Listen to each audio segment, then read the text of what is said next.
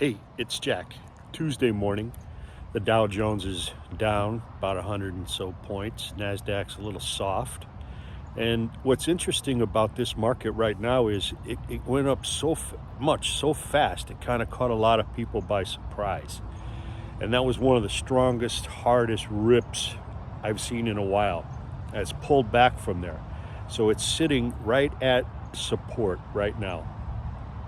DIA is what the ETF I use to track the Dow Jones. SPY I use to track the S&P 500.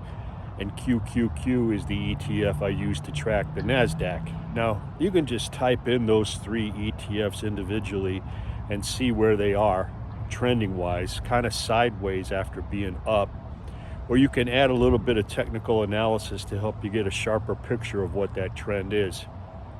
Now, the software I use is TrendPoint software, and it's showing me that all three indexes are still above all three trend points. So technically, it's bullish, but it's not as bullish as it was. If you just look at recently where it was a lot higher.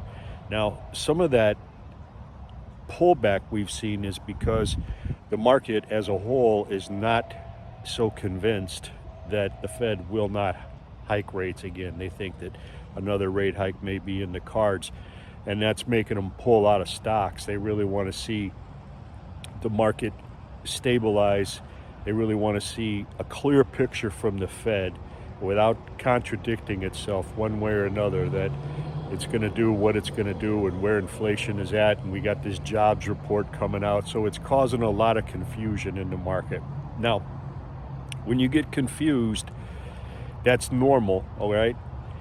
And what you can do for really good protection right now is just consider selling a covered call against any stock position you have that's at least 100 shares. If you got less than 100 shares, you might want to round that up to a 100 share position and then sell one call option against that position. Now, when you sell a call option, what happens is the proceeds from the sale of the option immediately hit your account. That cash instantly hits your account. And the other thing it does, which is good in this market, is when you sell a covered call, it lowers your cost basis in the stock. So just for example, let's say you own a stock at $50 a share and you sell a call option that brings in $3 in premium.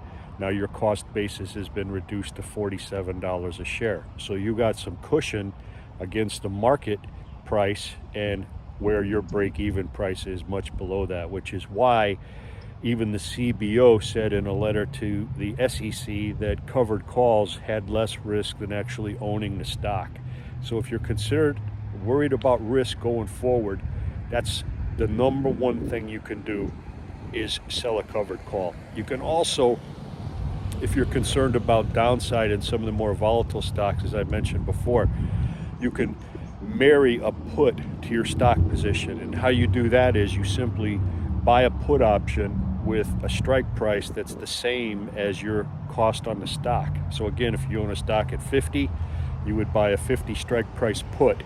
Now, if you expect the stock to go up, it goes up, you're going to make money on the stock, but you'd lose money on buying that put. However, if the stock were to drop down from 50, that 50 strike price put would start to soar in value, offsetting any loss you may have. So consider those two things in a funky market like this. Covered calls, I do it personally constantly, doing more today. I like credit spreads, I like naked puts, I like using stock as an asset to create an income trade. But if you're worried or confused at all about what's going on in the future, two good ways to protect yourself are sell a covered call against stuff you own, and consider buying or marrying a put to your most volatile positions. Talk to you soon.